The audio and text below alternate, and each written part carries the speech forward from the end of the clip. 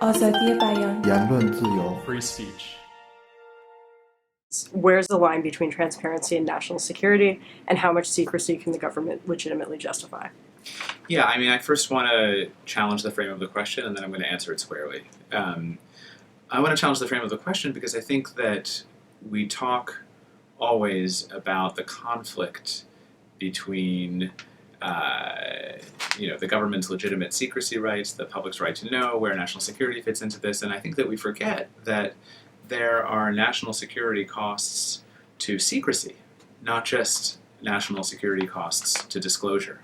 And you saw that famously with 9/11, where the fact that information was so secret and so compartmentalized meant that critical information couldn't even be shared within the government because of arcane secrecy rules. So I don't think that it's the case that always, as a matter of framing, secrecy and national security line up on the same side. I think there are times where our excessive secrecy, overclassification actually get in the way of sane security policy. Now, having said that, I, like every reasonable person who I've spoken to on this subject, and certainly everyone at the ACLU, believes that there are legitimate government secrets. The categories of legitimate government secrets are a lot narrower than the ones that the government claims. And anyone who has worked on the government side here will tell you that between 50 and 90% of what's classified shouldn't be classified. Sometimes for the simple bureaucratic reason that you will never get in trouble for classifying something, but you might be left holding the bag for declassifying something. So what do I think the government can legitimately keep secret? Well, certainly the identities of covert or undercover agents or people in other countries who are cooperating with our government, if their identities were revealed, they would be in physical danger. So information, the release of which would be likely or even potentially lead to genuine harm or death for people who are working for or with the government. Traditionally, we've talked about troop movements. I think that one is a little bit dated. There won't be another Normandy invasion, given how sophisticated surveillance technology is, but certainly covert missions. I don't believe the public had a right to know before the SEAL Team 6 raid on bin Laden's compound in Abbottabad that was going to happen, so that we could have a debate about whether it should happen in that particular way. So those kinds of covert operations, we can debate whether they are appropriate or legal, but if they're going to be carried out, certainly they deserve a kind of secrecy. And then this is where it gets very complicated and where people fight over categories and definitions. Obviously, there are certain sources and methods of how the government carries out surveillance, the revelation of which would make it impossible to carry out their surveillance. And so the paradigmatic example of this, in World War II, the Allies cracked the Japanese code. It was a legitimate secret that we had cracked the code. Had it been known by the Japanese, they would have used a different code. It would have been impossible for us to do that kind of surveillance. As I said, it gets tricky because the government sort of claims everything as a source and method right now. And so you can acknowledge the legitimacy of the category and still object to almost every iteration of it in actual practice.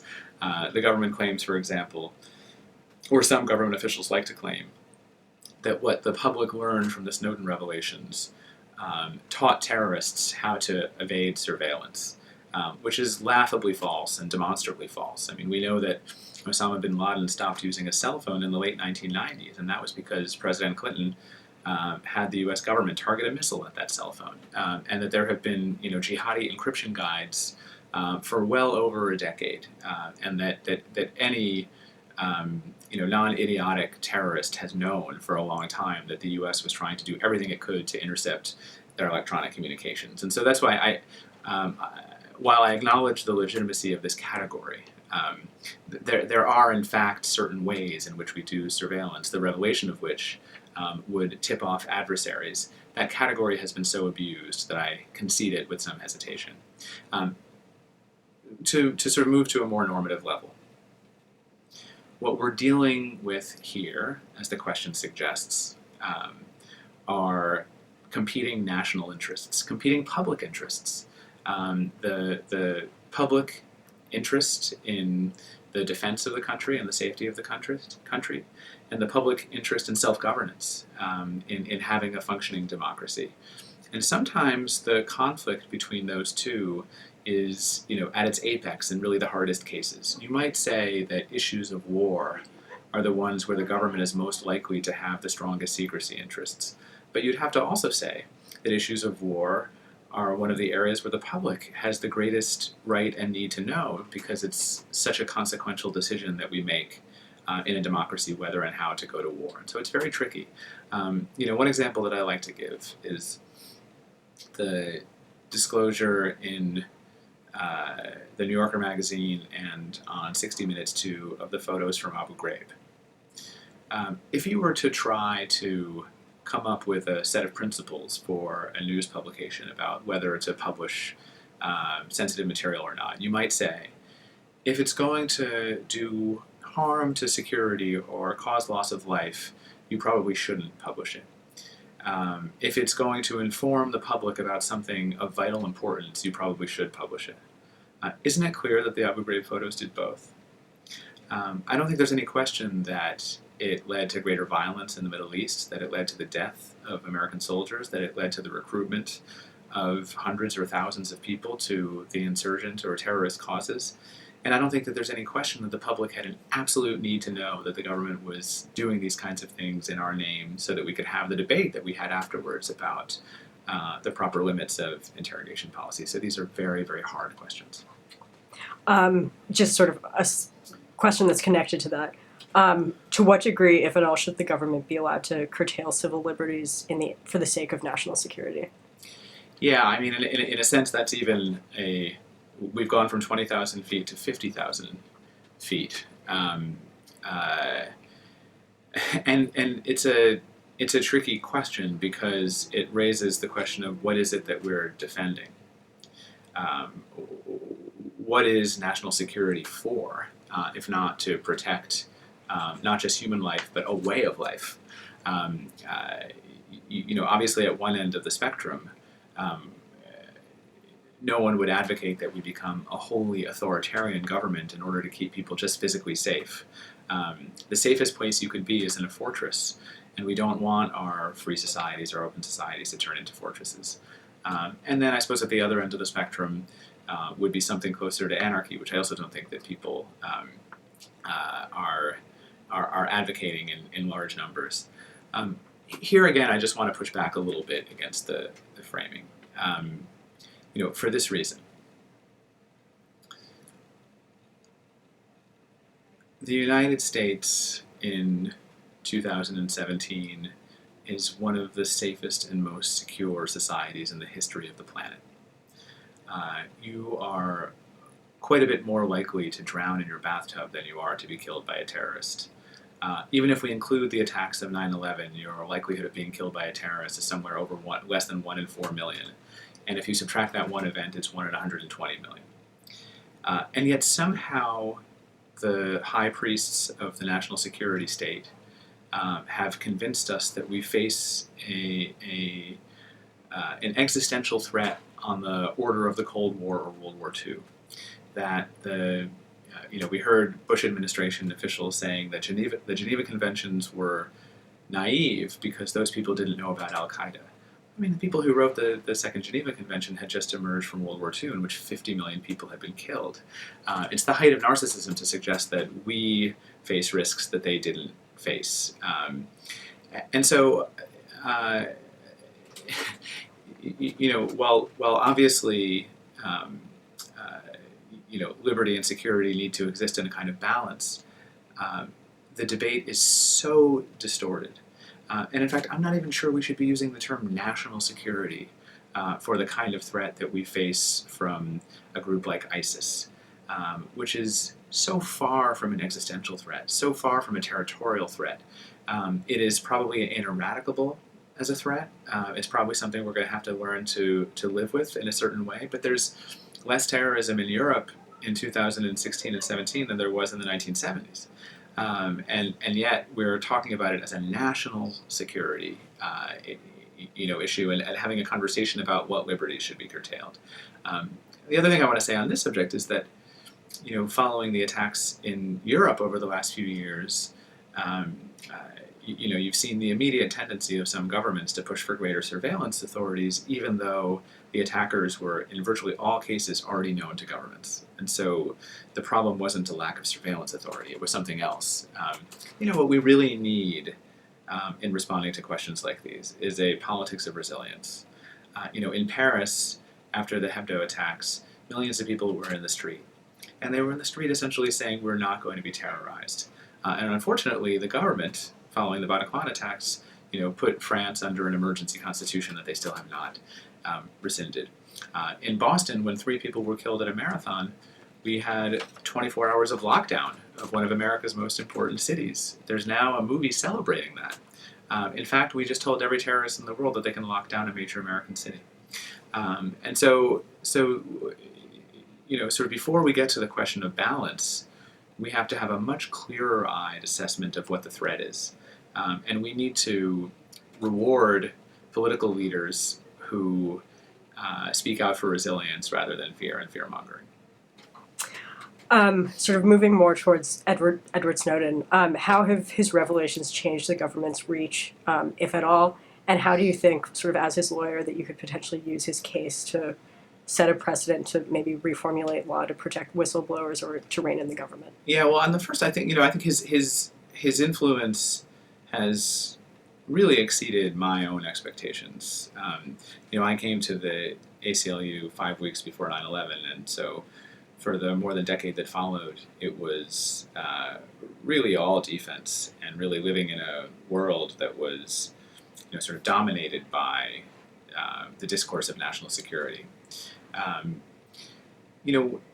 Shortly after the Snowden revelations began, President Obama addressed the public and said, you shouldn't be so worried about this because the programs that are being disclosed have been approved and endorsed by all 3 branches of government, which was in fact true. And it was also the problem. And remarkably, and I would say even unexpectedly, as a result of the disclosures and the award-winning journalism that they generated, all 3 branches of the US government reversed course. And so you had the president appoint a blue ribbon commission of former intelligence officials who recommended 46 sweeping changes to cybersecurity and surveillance practices, many of which were implemented, including for the first time restrictions on surveillance of non-US citizens abroad. You had a federal court strike down the program that was first revealed as illegal. The court said it had always been illegal, even though in the years before that it was impossible for us to even get courts to answer that question. And you had Congress, for the first time since 1978, legislating to restrict rather than expand the surveillance authority of the NSA and intelligence community. Now, those specific reforms were not as widespread and sweeping as the ones that a group like the ACLU would advocate. The fact that they occurred, though, shows how we were able to change the conversation. Snowden helped to change the conversation. He showed, more importantly than anything, that national security officials weren't only concealing information from the public, they were affirmatively lying about it. They were going in front of Congress, raising their hands, swearing to tell the truth, and then blatantly lying to the public. Not to Congress, which knew they were lying and was engaged in that kabuki with them, but to all of us who didn't know that they were lying. And that loss of trust, which the intelligence community is so distraught about, is a pillar of democracy. Thomas Jefferson wrote about, what can we do to spread mistrust of government, right? This is what we actually want in free societies. And so I think that was a big contribution for Snowden. Another really vital contribution is that he drove a wedge between the gigantic technology companies that are building our world and the big spy agencies that are watching all of us. So when those kinds of entities are working together secretly hand in glove, that's not a great thing for our civil liberties or our rights as consumers and citizens. When they're forced to be adverse to each other, and you can debate why they did that. They like to say because of their libertarian politics, but it's very likely because of their bottom lines. If a global company is seen as an arm of the U.S. surveillance state, they're not going to be able to sell their products outside the United States. Be that as it may, it's actually a positive development to have companies like Apple and Google forced for their bottom line reasons to stand between their customers and these sprawling massive spy agencies. So that's another way in which the Snowden revelations, what they did, I mean, another way of looking at this, what principally protected our privacy a generation ago wasn't law, it was cost. Surveillance was expensive. Government wanted to know where I was, they had to have teams of people following me around. And now we all put one of these phones in our pockets. And so one agent at a laptop can track all of us in real time. And so what we need law and policy to do is to create friction, to actually put inefficiencies into government surveillance operations, the kind of inefficiencies that the Bill of Rights was written to create. If you read the Bill of Rights, it was written to make government less efficient, not more efficient, right? Which is seen as a virtue and not a bug when you're dealing with state power and individuals. And so I think what Snowden did in a variety of ways is restore some of that friction between a government surveillance apparatus and our personal rights and liberties. Do you have any sort of specific policy recommendations that could potentially just sort of control government overreach and protect privacy? I mean, I think essentially what we've done over the last decade and a half with this sort of idolatry of innovation is that both on the corporate side and on the government side, we're collecting information because we can, not because we should. We're letting our practices be dictated by our capabilities rather than constrained by our values. And so, the NSA started building these huge data centers because for the first time, it was economically and technologically feasible for us to record and store these complete records of human lives. In the past, we weren't able to do it, and they did it even before they understood what value it would have. Before they had created the algorithms that they would use to search it, before they had a clear plan for what they were going to do with the surveillance time machine. The right balance, go back to the 1790s. I mean, what the framers of the Constitution said is, let's put suspicion before search, not search before suspicion. They were responding to general warrants, a practice of the Crown to intercept lots of mail, read through it, find something seditious, and then charge somebody. When we passively collect billions of records of communications and then later search it for evidence of wrongdoing, we're creating a technological general warrant. Again, if you're a government, you can understand it doesn't take an evil person to do this. You understand what the value could be. The value, by the way, is not to stop terrorism. These things are pretty useless as predictive mechanisms because terrorism is so remote and you're just building a huge haystack to look for a tiny needle. They're very useful forensically, right? So if you have a record of everybody's communications, you can solve a crime after the fact because you just hit rewind on all of this. And again, I think if you're the FBI director, you think that sounds great. We can solve more crimes. But again, our founding documents were written by people who were more concerned with about a government that had that kind of power than they were about bad guys getting away in these kinds of situations. So it's very difficult. But my sort of prescriptive answer to your question is that surveillance should be targeted rather than used in a passive, undifferentiated way to collect records of all of our lives. Does it concern you that people often seem willing to sort of sacrifice privacy because they say that they have nothing to hide? And how do you respond to that assertion? Yeah, I mean, I think I've never heard a better answer to that question than Snowden's answer to this question. He turns it around and says, people who say they don't need a right to privacy because they have nothing to hide are like people who say they don't need a right to free speech because they have nothing to say. The first you hear all the time, and the second sounds ridiculous. And it sounds ridiculous because even if you're not someone who's going to engage in dissident speech or start a newspaper that attacks the government, you recognize that this is a collective value, that we want to live in a society in which that dissident newspaper can exist, in which people can engage in speech that's controversial, and that our democracy kind of depends on that space. And the same is really true of privacy. Many people who say that are right, in a sense. Not that they have nothing to hide. They hide a lot. They close the door when they use the bathroom. They wouldn't want to share their communications with everybody. but they're right in the sense that the government probably isn't going to target them individually. Nonetheless, they have a lot to lose if the government can target people for illegitimate reasons, because we'll end up living in a society that's less free and less democratic. And so we need to think about privacy. I think privacy is too small a word for the set of concerns that I'm addressing here, as not just an individual right, but as a collective right and something that imposes a needed constraint on government power. What do you expect going into a Trump administration, sort of once he gets a hold of this structure, the spy structure? Yeah, it's very interesting. If you read the dissenting opinions in the Korematsu case, the famous case where the Supreme Court upheld the internment of Japanese Americans during World War II, the dissent talks about the decision being a loaded gun. It's a really powerful image that you're essentially handing this weapon to other generations that might misuse it even worse. And I feel that way about the national security apparatus that we have built, and the whole ideology surrounding it, that we face unprecedented threats, that the government should be deferred to in these kinds of situations, that courts should have a very limited role. We've built an incredibly powerful presidency with very, very few checks when the government invokes national security.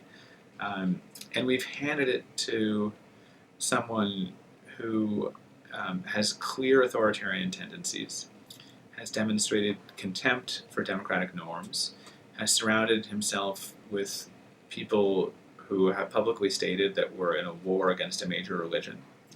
And so I worry less about what they'll do on day one and more about what they will do if there were, for example, 2 Bataclan-level terrorist attacks in New York or Washington, and what license they would think that gave them to implement really, really awful policies. But again, here again, I don't throw up my hands and brace for the worst. It matters a lot how strong the resistance is.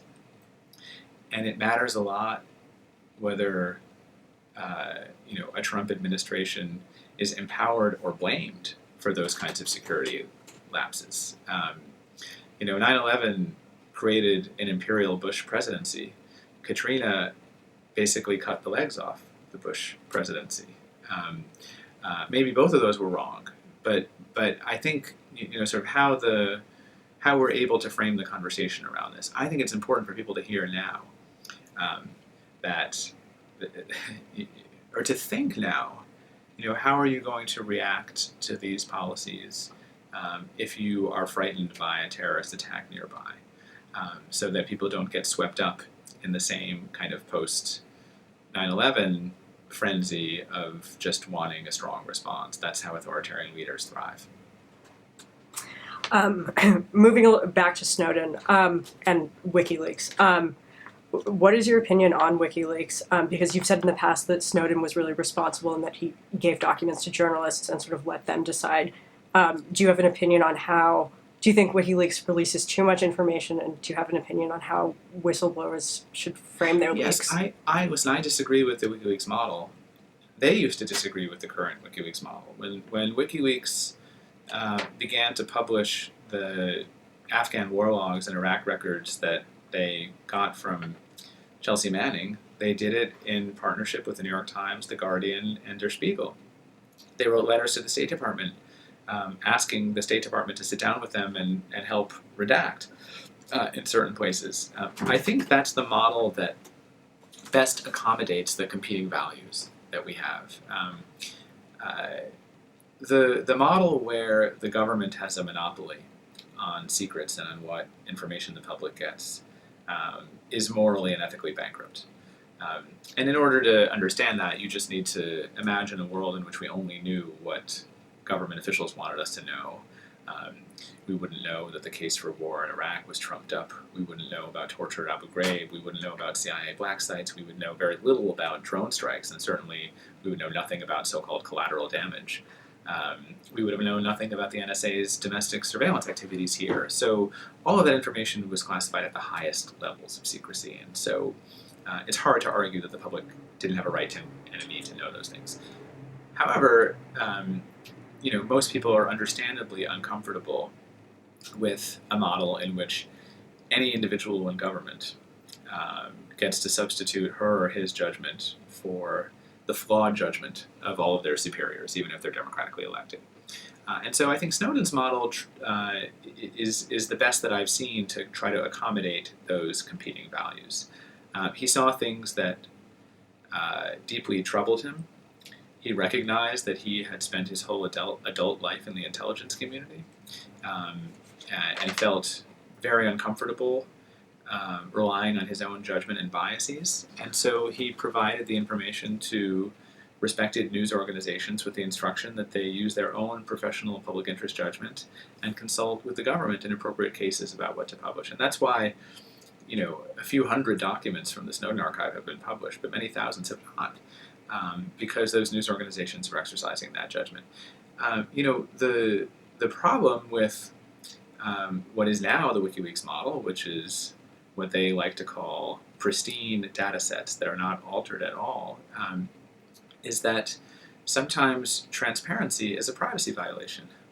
And sometimes informing the public violates people's privacy and integrity in ways that are totally unnecessary and don't actually add to the public's understanding of a vital issue. And so I think that's especially the case when you are dealing with private email communications, which is not to say that there are not cases, or many cases, where the public's right or need to know might supersede a public official's claim of privacy. I don't disapprove of all of the publication of the I don't disapprove of news organizations that wrote articles based on the DNC hack or the Podesta hack, because some of it was very newsworthy and could be reported on in a respectful way. But I do think that a process that acknowledges the competing interests is necessary and preferred. Okay. Yeah. Snowden has said that he would consider returning to the U.S. if he could get a fair trial. What would need to change for that to happen, or is it impossible? Yeah, well, I don't know if it's possible. What he means by that is that he's charged under a 1917 law called the Espionage Act. And by the way, the Espionage Act was never used to prosecute individuals for leaking information to the press as opposed to giving it to foreign enemies until the Ellsberg prosecution for the Pentagon Papers. And it was not used to convict somebody until the mid-1980s. So, this idea that the Espionage Act is appropriately used against people for providing information to the press at all is a fairly new one, even though the law is a very old one. The Supreme Court hasn't ever laid down the rules for how this can be done, but the lower courts have essentially held that any kind of defense that Snowden would want to present to a jury would be irrelevant or inadmissible. Meaning the jury wouldn't get to hear about his motivation, the jury wouldn't get to hear about the public benefits of the disclosure, the jury wouldn't get to hear that the law changed as a result, the jury wouldn't get to hear that a court held that the first program disclosed was actually illegal. A jury wouldn't hear any assessment of whether the information had been properly classified, because the court would just accept the government's word for that. So it's essentially a strict liability regime that he'd be under. He has already confessed to all the elements of an Espionage Act prosecution. He said, I'm the guy who gave this information to journalists. And so the question would be how long his sentence is, not whether he should be convicted or not.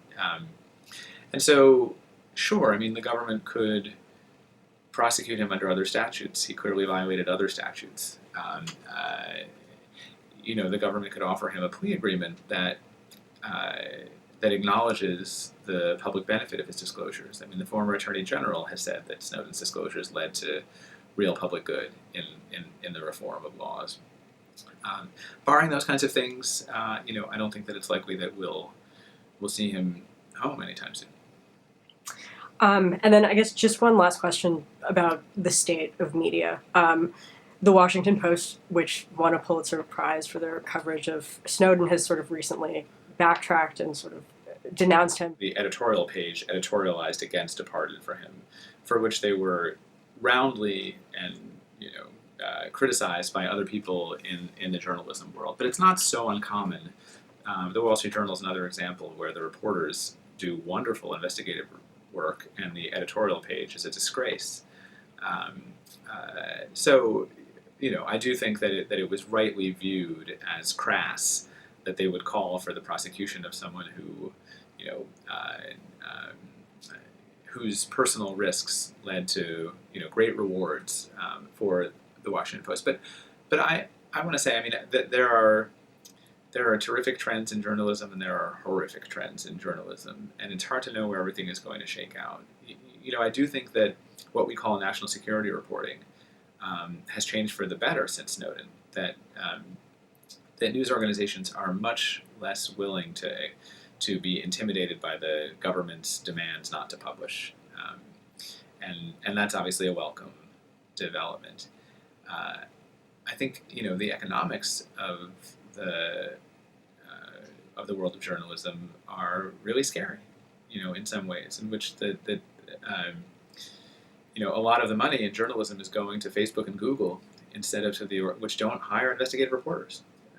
And so we're seeing the need to have public-minded or less public-minded billionaires step in to rescue this model. Public-minded to support entities like ProPublica, The Intercept, and we'll see about the Washington Post itself. What would happen if the journalism of their reporters went up against the business needs of their owner? We haven't seen that yet, but it can't make us confident that investigative journalism, which is so important in a free society, now depends on the goodwill of billionaire philanthropists.